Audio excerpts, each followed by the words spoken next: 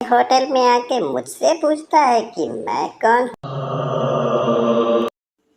1:30 बजे होंगे। मैं दोपहर का खाना खाकर बैठा ही था कि गोपाल दा हाथ में एक कागज़ लेकर आए और बोले, बॉस ने आपको कैबिन में बुलाया है। कह रहे थे कोई अर्जेंट काम है। मैं तुरंत बॉस के कैबिन में पहुंच गया। सर, आपने बुलाया था? हाँ सुरेश, आओ आओ। कल ही तुमको बिलासपुर जाना होगा। पर क्यों सर? वहाँ से एक होटल की जानकारी आई, वह बहुत कम कीमत में मिल रही है। पर एक दिक्कत है। क्या दिक्कत है सर? लोगों का कहना है कि वह होटल भूतिया है, पर मैं ये सब नहीं मानता। इसलिए तुम्हें वहाँ जाकर उस होटल में रहकर लोगों के मन से भूत का डर को भगाना होगा। तुमसे होगा ना? या फिर तुम भी भूतों पर विश्वास करते हो? नहीं सर, भूत वूत को मैं नहीं मानता। पर सर, इतना दूर। अरे बाबा, तुम्हारे साथ अनिल भी जा रहा है और तुम्हारे रहने का सब अरेंजमेंट कर दिया गया है। ठीक है सर, फिर मैं जाऊंगा। पर सर, होटल का नाम क्या है? होटल का नाम है ग्रैंड होटल। ठीक है सर, फिर मैं घर के लिए निकलता हूँ।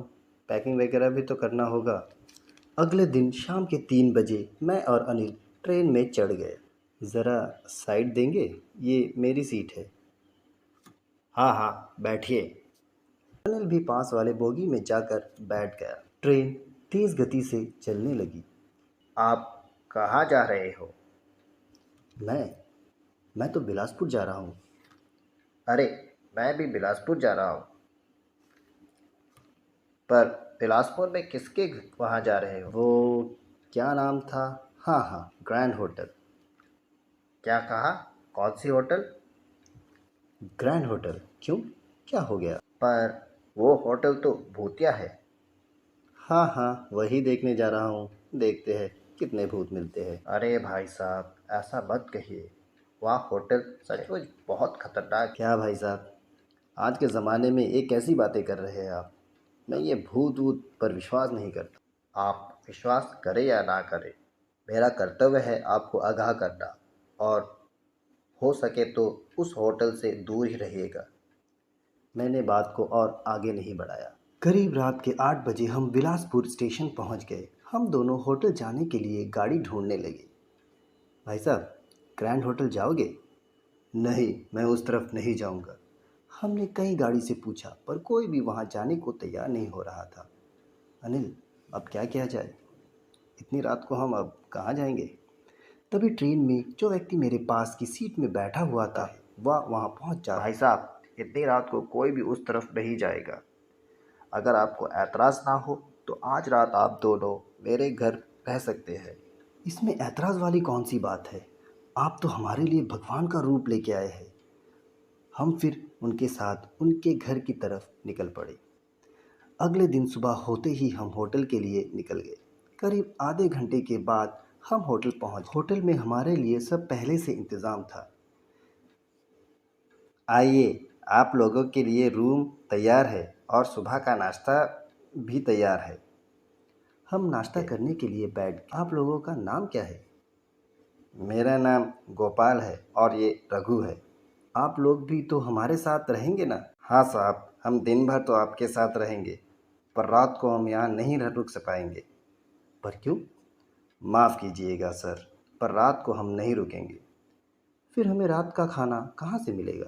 इस बात का फ़िक्र मत कीजिएगा, हम शाम को आप लोगों के लिए सब पका के फ्रिज में रख देंगे। आप लोग बस उसे गर्म करके खा लीजिएगा। शाम होते ही गोपाल और रघु खाना वगैरह बनाकर घर चले गए। करीब रात के 8 बजे हमने खाना खाया और सोने चले गए। एक आवाज़ से मेरी आँख खुल गई।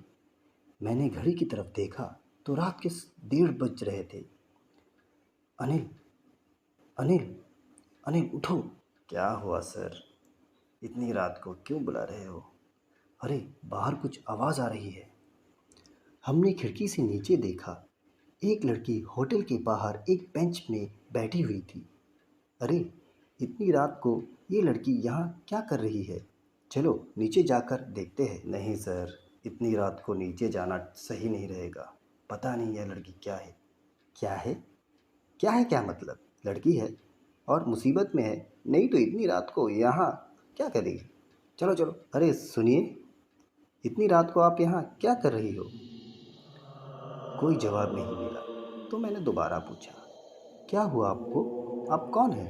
तभी वह महिला हंस पड़ी, एक भयानक हंसी। मैं कौन हूँ और यहाँ क्या कर रही हूँ? उसका चेहरा देखकर हम दोनों डर से कांपने लगे। मेरे होटल में आके मुझसे पूछता है कि मैं कौन हूँ? तेरी कितनी हिम्मत! यह कहकर वह अनिल की तरफ बस देखी और अनिल चीखते हुए काफी दूर जाकर गिरा। मैं डर से कांपने लगा। वह धीरे धीरे मेरी तरफ बढ़ने लगी। मैंने बहुत कोशिश की पर मैं एक कदम भी नहीं बढ़ पा रहा था। वह मेरे पास आकर बस मेरी तरफ देखी। पता नहीं क्या शक्ति थी उसमें। मैं उड़कर काफी दूर जा गिरा।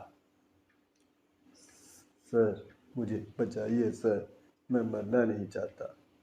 ठीक तभी ट्रेन वाला व्यक्ति हाथ में एक मशाल लेके वहां पहुंच जाता है। मशाल देखकर वह औरत वहां से गायब हो जाती है। मैंने आप लोगों से कहा था इस होटल से दूर रहिए, पर आप लोगों ने मेरी बात नहीं मानी। अब जल्दी चलिए यहाँ से, अगर वो दोबारा आ गई तो फिर मैं कुछ नहीं कर पाऊंगा। हम वहां से जल्दी जल्दी निकल गए। क्या बताऊं कैसे हमारी जान बची। वह व्यक्ति सच में हमारे लिए भगवान से कम नहीं था।